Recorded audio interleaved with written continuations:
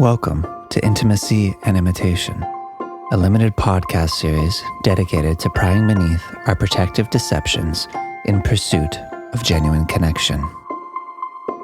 Audre Lorde famously professed that poetry is not a luxury, but in a culture where survival demands that every moment be productive, it is a complex statement to accept. Time is finite. With work, health, relationships, and the constant bombardment of being sold to, slowing down can feel impossible, or, at the very least, impractical. In the minutes we steal between obligations, art is found scrubbed of contradiction, cleansed, stripped of any labor required on the recipient's end. What is good is what is pleasurable. Whether something is true in its expression no longer matters. We are complicit. Overwhelmingly, artists who make it hold economic advantages that grant the pursuit of uncertain ventures, perpetuating a cycle where privilege dictates access and visibility. While this imbalance is as old as plutocracy, it has taken on new dimensions in our era.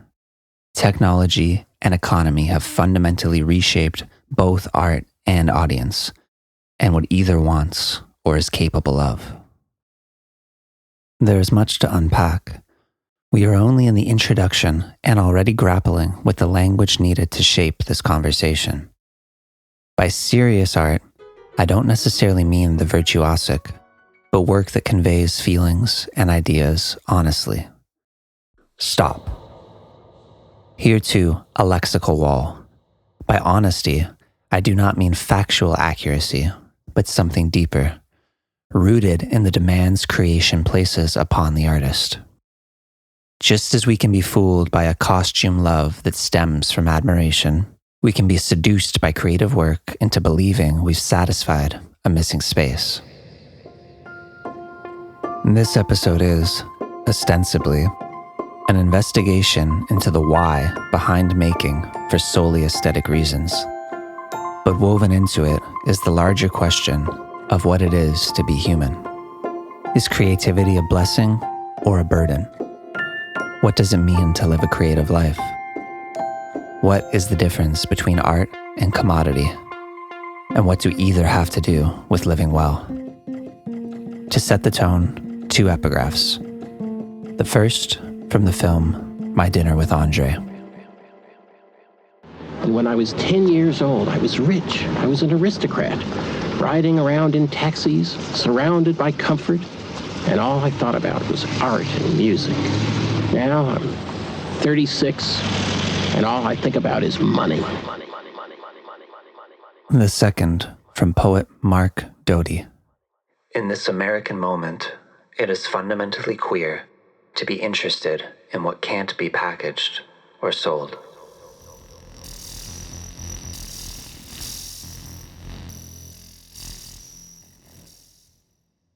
In general, and despite what is said, human beings don't want new. New expands, combats the unanswerable, considers varied angles, and concedes that identities are clothes, not skin. Like rivers spilling downhill, we prefer what neatly fits into established thought. Take the husband who refuses to acknowledge his spouse's affair, not out of pain, but because confronting reality would upend his entire life. In the same way, we construct the world we need. The domestication of hurt stabilizes by forfeiting a creative life. There is no greater fear than to begin again, and again, and again. But who can blame anyone for clinging to safety? For ingesting the dopamine of an algorithm, a television loop, a meal for two to a door for one. What begins as embrace morphs in seismic intervals to suffocation. Whether we innocently fail to notice or deliberately look away, the crux remains. To be human is to be plagued with. For what? What can the political love poems of June Jordan or the tranquil lines of Agnes Martin, in practical terms, do. As the cost of living balloons and wages stagnate, there's little energy left to spar with the unprecedented. So yes, in general, and despite what is said, human beings don't want new. Not because we exist in the present, but because risking change is beyond reach. In response, creative work has leaned across the table, manicured nails to tired mouths. There is more film, writing, music, painting, comedy, and internet courses on how to make money from spitting out more of the same than ever before. In our age of shallow surplus, created feels like an overly generous term for the heaps of redundancy on offer. Assembled, packaged, and delivered are of greater accuracy. Before we continue, I have a secret.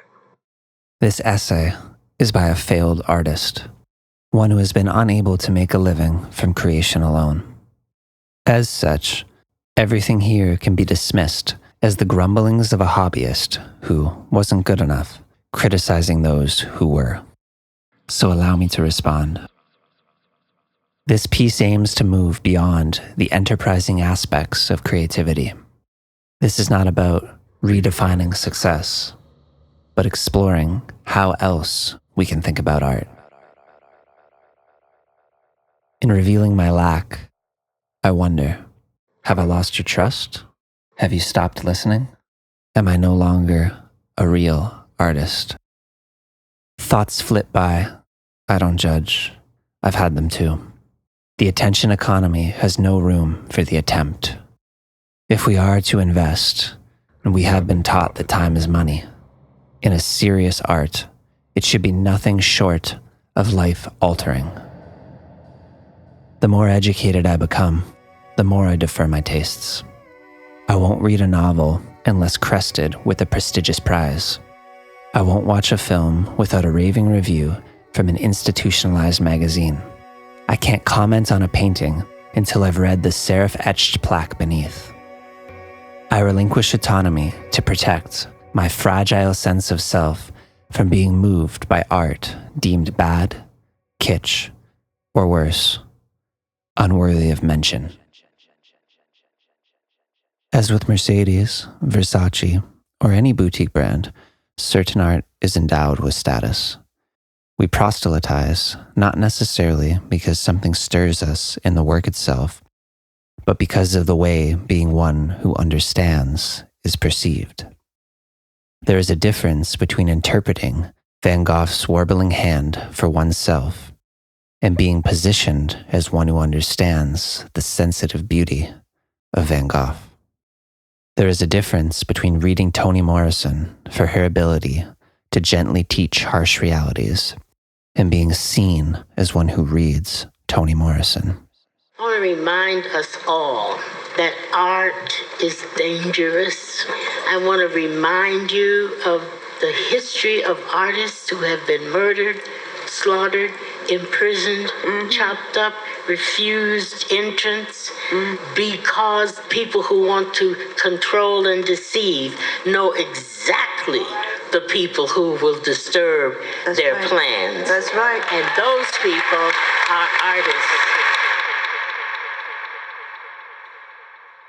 This is not to say we can't come to the right things for the wrong reasons and still be transformed. However, the binary seems to be A, what is of worth must be co-signed by a reputable source, or B, dismiss higher forms altogether, considering such work to be that of charlatans peddling a privileged echo chamber industry. It benefits us here to define the terms creative, entertainment, and art. Entertainment, a repeatable product that asks little of its audience, abounds. Like McDonald's. And no judgment, I too bask beneath the golden arches. Entertainment is easy, not good, but good enough. And most importantly, consistent. We know what we signed up for and aren't disappointed by flat experiences. Be it The Office, Top 40, or the Joe Rogan Experience, entertainment exists to fulfill a function. The Office to relax, Top 40 to release, Rogan to pass the time, etc. While entertainment is made for the marketplace, this is not to say it is uncreative or incapable of eliciting emotional reactions. As pornography aids in achieving orgasm, but is not sex, entertainment acts upon the same sensors as art, with the knowledge, however repressed, that it is a surrogate in place of the reality we both yearn for and avoid. Avant-garde playwright Richard Foreman succinctly phrases this. The image of the Marlboro man riding his horse and smoking his cigarette has stuck with me for many years. And so what? It's garbage. All it means is that the image seduced me, that it pushed a button that was ready to be pushed, and I responded. It didn't widen my sensibilities, compassion, or intuition. Recollection. A record store blessing. Thumbs halt mid-flip, the light moisture of cellophane pressed upon the artist, Leslie Weiner. Her face, obscured by a rose, drew me closer. I purchased the vinyl without knowing its contents. No Google, such restraint. Just a feeling I needed what it contained. Weiner's music is difficult to explain. Poetry recited in a shamanic voice above dub reggae. The attitude of rock and roll with the esoteric sensibility of the beats.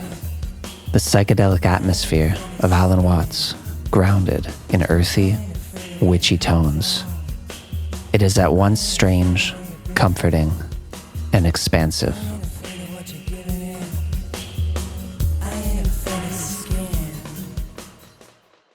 Louis Chudasoki captures this essence in the album's liner notes. I've grown weary of a music and mediascape characterized by voices wanting to be noticed, craving to be identified. I've always had a fascination for music that is obsessed with silence, and for artists who court their own disappearance. Their music is less about songs than about clues, evidence of absence. This, for me, is an act of supreme generosity.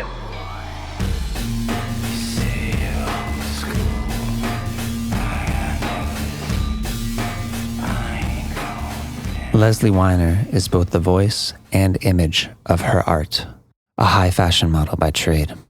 Yet, she is also a ghost, a messenger in service of a message at times unintelligible, not to be understood. She is how I am reacquainted with my grandmother, childhood friends, and long-gone mentors, when breath to breath with the rebirth of falling in love again. This is new, yet not. What I thought had died was merely dormant, waiting to be called into release. A vista evolving, the same scene breaking, first wider, then deeper, then beyond any dimensional sense. Coins still spinning through to more dramatic domestic events. Objects broken.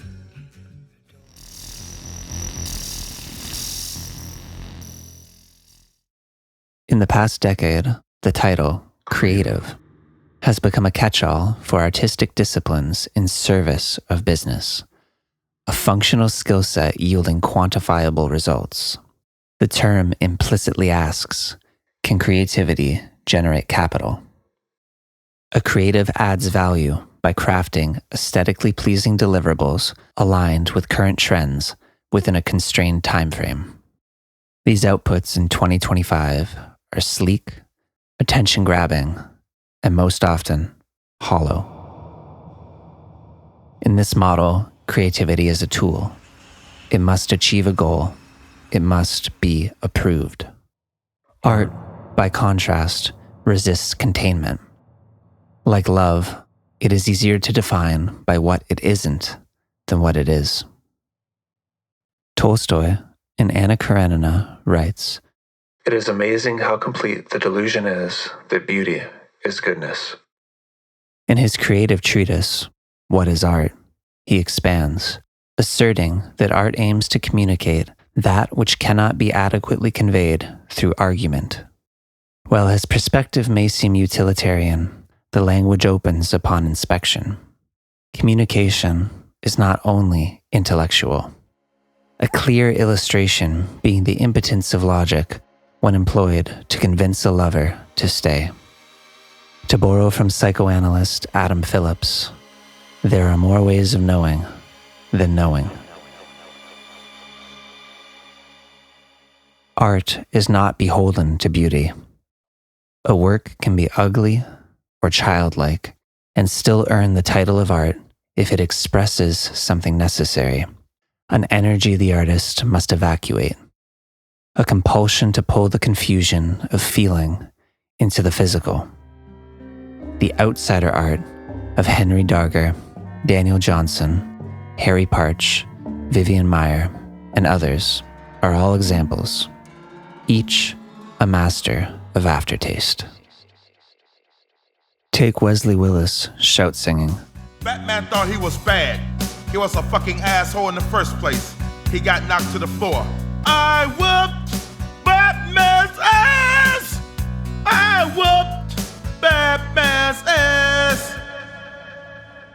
It elicits immediate laughter, followed by the realization that we've all wanted to knock a supposed hero to the floor to expose how unvirtuous they really are and to be the one who does it. Conversely, Henry Darger's Vivian Girls collides innocence with violence.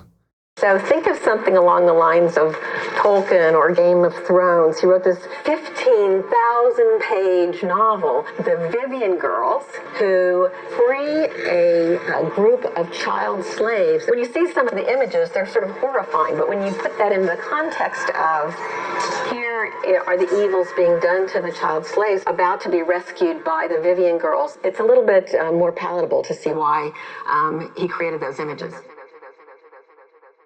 These deeply personal creations exist outside the standard definition of beauty, while remaining aligned with Tolstoy's idea of art as communicating the incommunicable.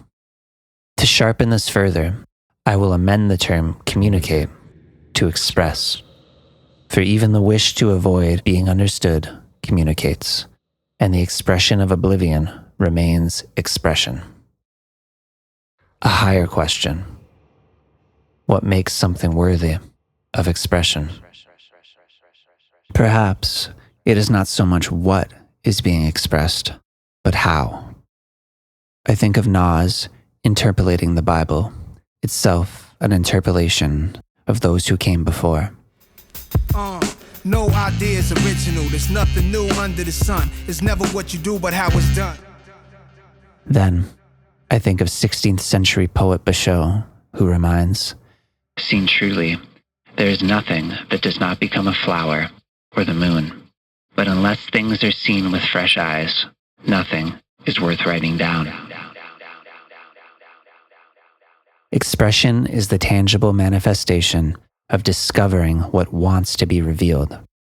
It is not a problem-solving exercise, but an uncovering process of recognizing what the question begging to be freed is.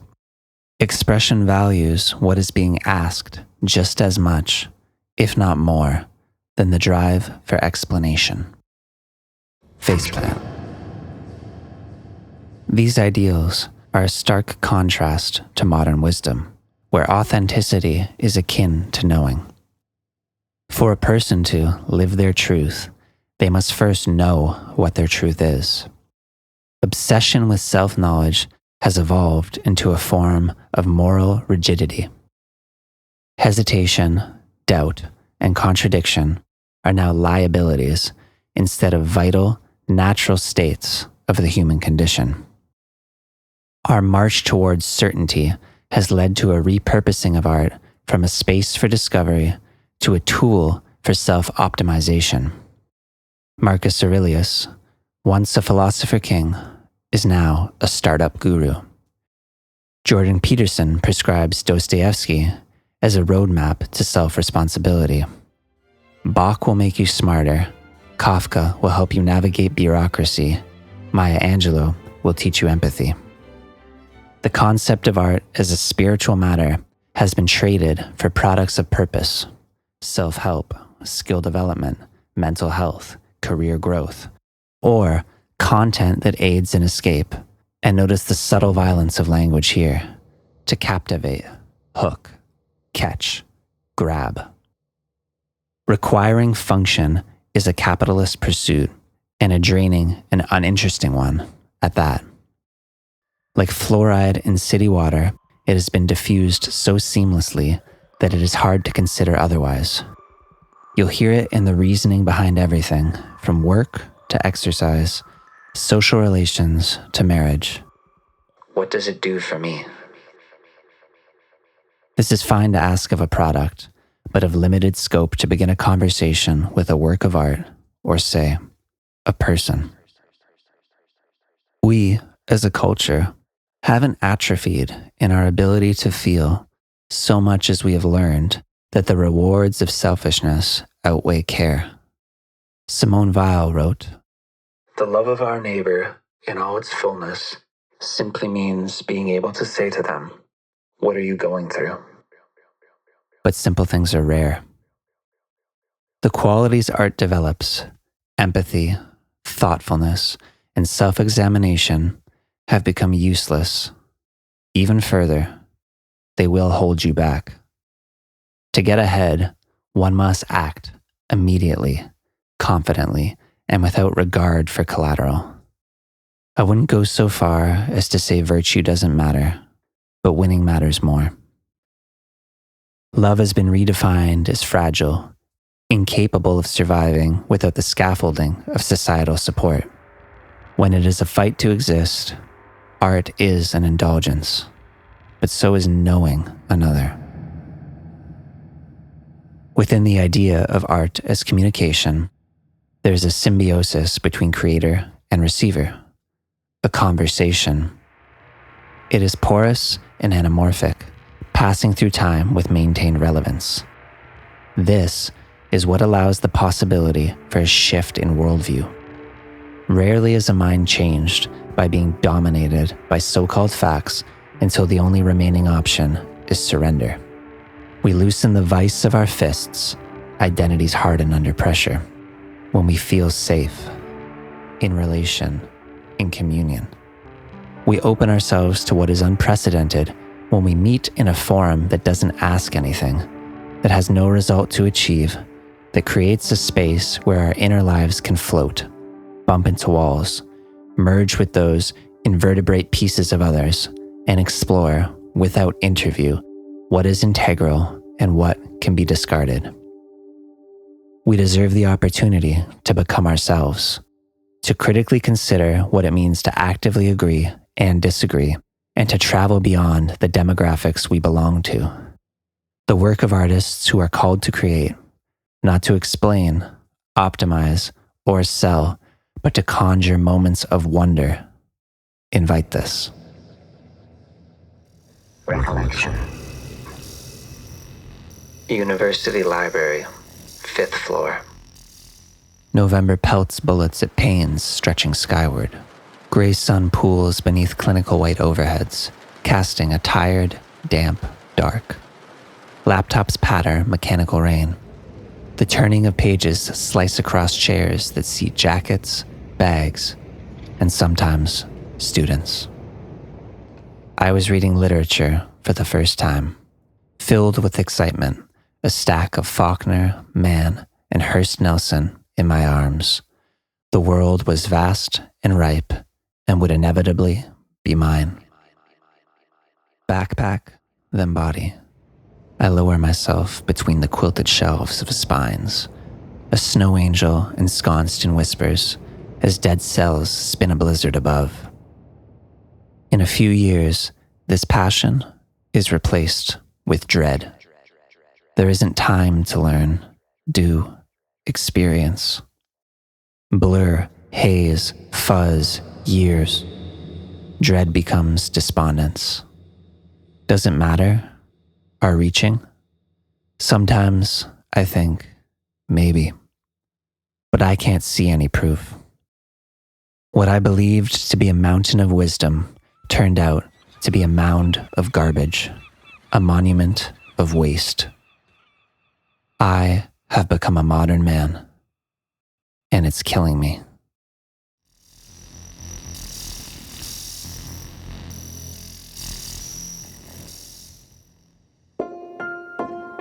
Thank you for taking the time to engage with this creation. Part 2 of On Creativity will explore the artist's ego, the complexities of arts funding, and the deeper drive behind why we make it all. I hope you'll join me. Intimacy and Imitation is a podcast created by me, Marshall Jacklin. You can learn more about the show or my other work at marshalljacklin.com or by following me on social media at Marshall Jacklin. Thank you for listening, and see you soon.